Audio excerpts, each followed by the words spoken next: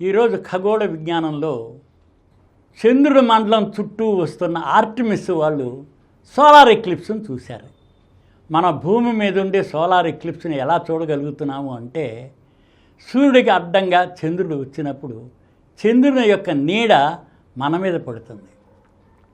ఎక్కడైతే నీడ ఏర్పడిందో భూమి మీద అక్కడి నుంచి చంద్రుడు అడ్డం రాబట్టి సూర్యుడు కనిపిస్తూ ఉంటాడు.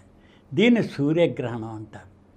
సంపూర్ణ సూర్యగ్రహణం అంటే సంపూర్ణంగా సూర్యుడిని చంద్రుడు కప్పినప్పుడే మనం కరోనా, సోలార్లోని సూర్యుడిలోని కరోనా చూడగలం, దాని గురించి పరీక్షించగలం. మన భూమి మీద 7 నిమిషాల కంటే మ్యాక్సిమం చూడలేం, ఎప్పుడు సెకండ్స్లోనూ మినిట్స్లోనే ఉంటుంది. కానీ ఈ మధ్య మనం ఆర్టిమిస్ ద్వారా చంద్రుడికి అవతల వైపు చుట్టొచ్చాం. ఓరియన్ క్యాప్సూల్ ద్వారా చంద్రుడికి అవతల వైపు అంటే ఫార్ సైడ్ అంటారు, అంటే మనకు కనిపించని సైడ్.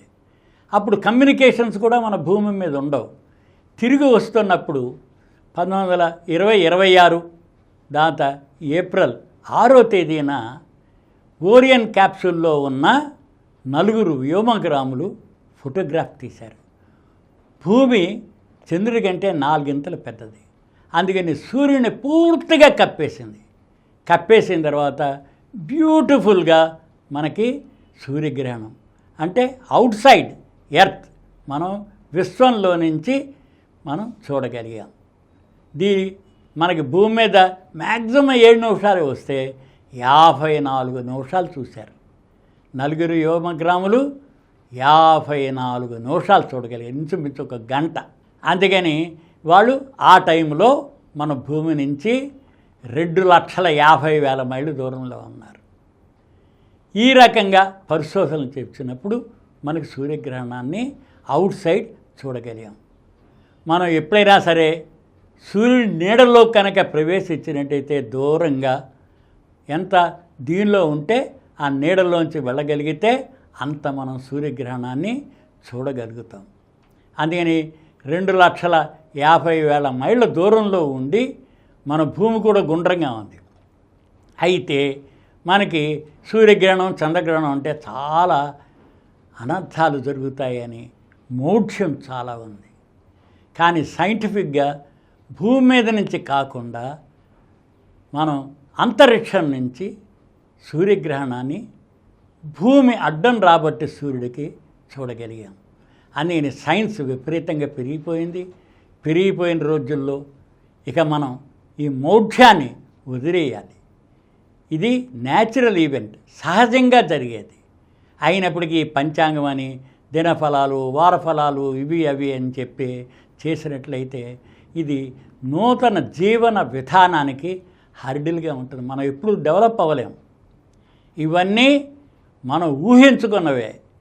సత్యాలని మనం గ్రహించాలి. ట్రూత్ అనేది ఎప్పుడు ట్రూత్గానే ఉంటుంది.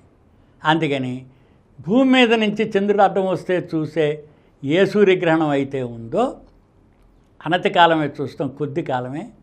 కానీ చంద్రుడికి అవతల పక్క నుంచి ఆర్టిమిస్ ద్వారా ఓరియన్ క్యాప్సూల్ నుంచి మనం తిరిగి వస్తూ మనకి చంద్రుడికి లాగా భూమి అడ్డం రాబట్టి సూర్యగ్రహణం ఏర్పడింది.